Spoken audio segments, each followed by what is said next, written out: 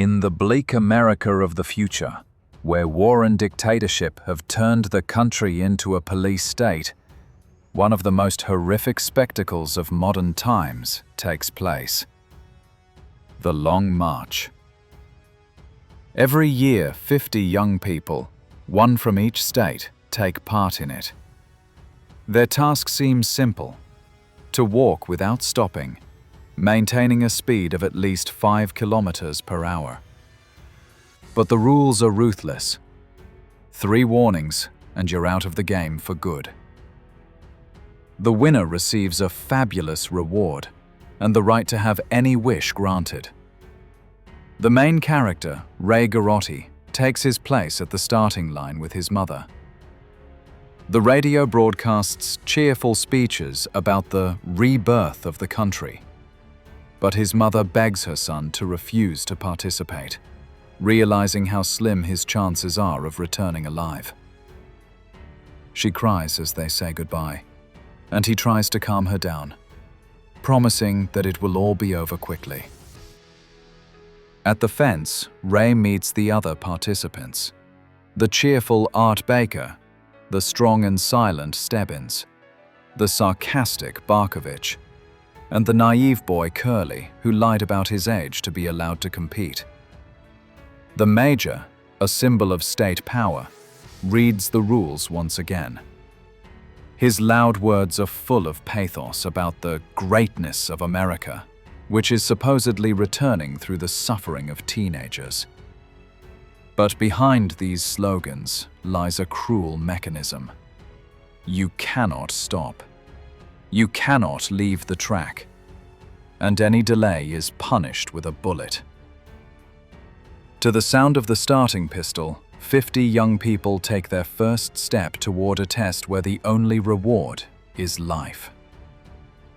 There are almost no spectators along the route, only random locals for whom this event has become a common occurrence. Only in the final will fans be allowed in, turning the deaths of dozens of young people into a national spectacle. On the way, the guys talk, argue, and share their dreams. Art honestly admits that he is doing it for the money. He grew up in poverty and saw no other way out. Ray, on the contrary, declares that for him it is not just a prize. He wants to change the system that drives people to despair. In his opinion, voluntary participation is just an illusion, because in reality they are all cornered. Curly is the first to fall. Leg cramps leave him no chance, and after 3 warnings, he receives a death sentence. This moment shocks Ray. The game ceases to be abstract. It becomes reality. Soon, another participant has an epileptic seizure and is also eliminated from the game. Death becomes a normal part of the competition. Against the backdrop of this cruel journey, strange friendships are born. Ray, Pete, Art, and Hank call themselves musketeers, vowing to support each other to the end. They share food, help each other move forward, even in small ways. Giving fruit puree to a friend with allergies becomes a gesture of true brotherhood. But the illusion of camaraderie is constantly shattered. Barkovich walks alongside them, mocking and provoking them, reminding them that in the end, only one will remain. The long walk turns out to be more than just a competition. It is a mirror of society, where death and survival become a spectacle, and young people become pawns in the game of dictatorship. For some, it is a chance to escape poverty. For others, it is an opportunity to prove to themselves that they are stronger than the system. In a cruel game where death is literally on their heels, friendship and enmity become intertwined, turning into yet another way to survive. Ray and his musketeers increasingly notice that the atmosphere is becoming unbearable. Barkovich, caustic and provocative, brings about the death of another guy, Reng. An attempt to strike his abuser results in a fall, and the young man is unable to get up. The soldiers record a third warning, and he becomes another victim of the long walk. The musketeers call Barkovich a murderer, and Pete, gritting his teeth, vows to survive at any cost to see the scoundrel get his comeuppance. The night turns into another test. Sleepy bodies resist fatigue, but the brain demands a break. Ray almost drops out. Warnings come one after another. He lashes out at Pete, accusing him of false sympathy. "We're all waiting for each other to kill each other," he blurts out, a phrase that contains more pain than malice. But it is Pete who helps him through this crisis, lending him a shoulder and pouring cool water over his head. Their strange friendship grows stronger, even though they both know that in the end, only one will remain. At dawn on the second day, the conversation becomes more candid. Ray admits that he is not moving forward for the money. His goal is higher, but he doubts whether he has enough strength.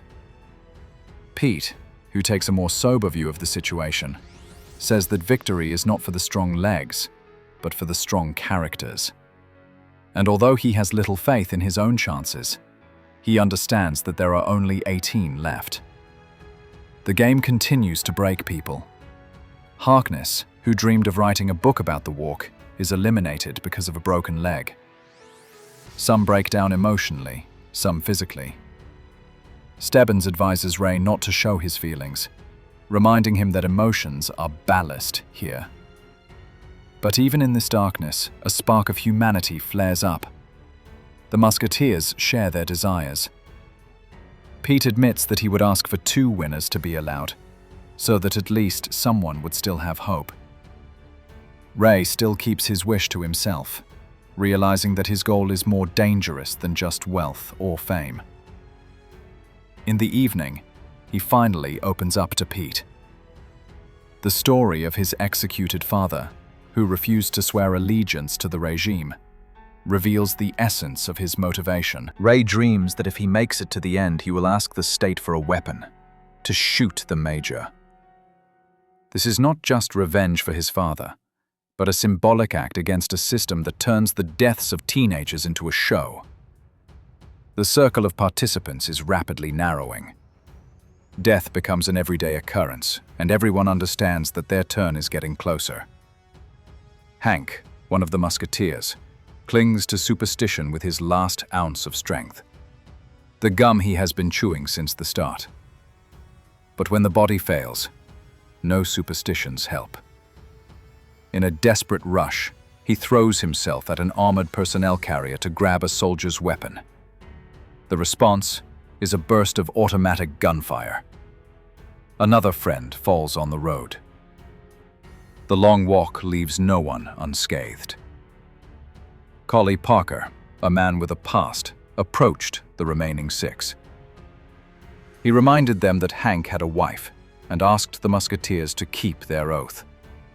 Whoever won would be obliged to help his widow. Even Barkovich, the eternal cynic, unexpectedly admits that he would like to join this agreement because, in reality, he has been clumsily hiding his loneliness his entire life. But soon he leaves the race in the most desperate way, stabbing himself in front of everyone. His death becomes a silent cry. Sometimes the enemy is not the system, but yourself.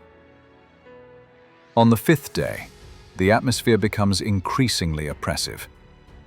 Every step now comes at the cost of pain and memories. Ray meets his mother in his hometown, but even here there is no place for comfort. She begs her son not to stop, realizing that an embrace will be the end for him. Pete's support plays a decisive role. He keeps his friend from making a fatal mistake and shares his story about living with an alcoholic uncle, about his scar, and about how he learned to seek light even in the darkness. But light is not given to everyone.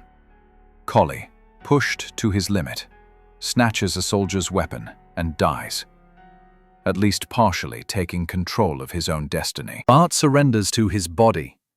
A nosebleed becomes a death sentence. Before he dies, he gives Ray a cross for his grandmother. A final reminder that even here, people are still capable of warmth. In the end, only Ray, Pete, and Stebbins remain. But Stebbins also has no strength left. He opens up, admitting that he is the Major's illegitimate son, and dreams only of a cup of tea in his father's house. Before the rain, he salutes and walks toward the shots himself. Now the road belonged only to the two musketeers. Ray and Pete walked side by side like brothers, but they knew that their alliance ended here. Pete tried to convince his friend to give up his revenge, take the money, and return to his mother. But Ray saw only darkness. At the climax, he puts himself in the line of fire, explaining that, unlike Pete, he does not believe in light. His death becomes a symbol, a protest against the absurdity of the game. Pete is left alone, the winner. The crowd cheers. Fireworks light up the sky, and the Major approaches to fulfill his promise. "What do you want?" he asks, and he gets his answer. The rifle. The very one that has served as an instrument of punishment all these days. For a second, the authorities think they have everything under control. But Pete points the rifle at the Major and fires, saying, "This is for Ray." The crowd is stunned. The military is in shock. And Pete, without waiting for a reaction, simply turns and continues on his way. As if the long walk wasn't over, it just changed